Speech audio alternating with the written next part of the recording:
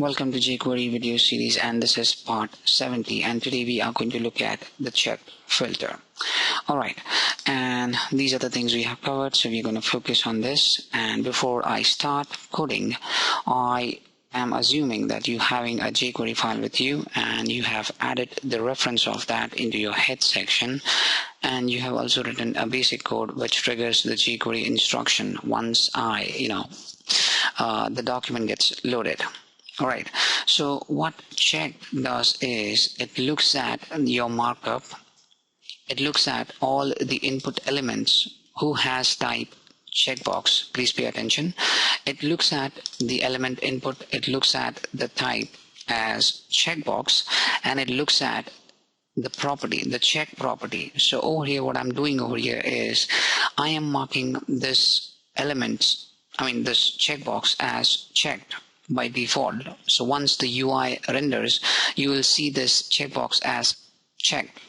Alright, so when I go to jQuery, I'm sorry, it is not mandatory. If you want, you can keep it or you can remove it. So again, so what I'm doing over here is I'm trying to collect all the elements who are the type as the checkbox and they are checked.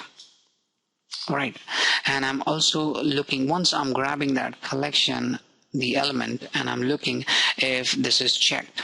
Alright, if this is checked, then tell me true or false. Alright, so this is how it works, and I'm going to run this thing. So if I do view in browser, so you can see this checkbox is checked, so I'm getting true in return.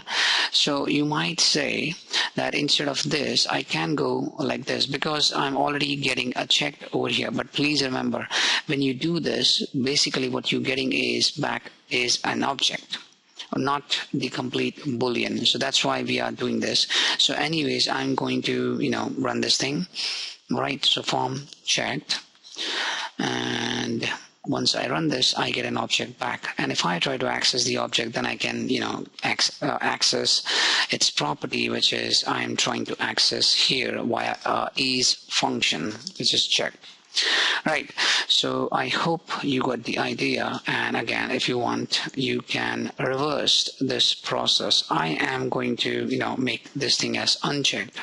So when I'm going to run this thing, it is going to fire this one. So it is going to collect this element, and this is going to check if this element is checked or not. So if I preview in browser, so I'm pretty sure it is going to return a false to me.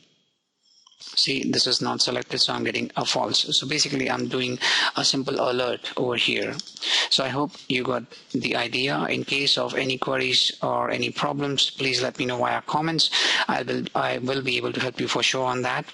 And thank you for your time on this, and thank you for listening to me. Up next, we are going to look at the radio selector.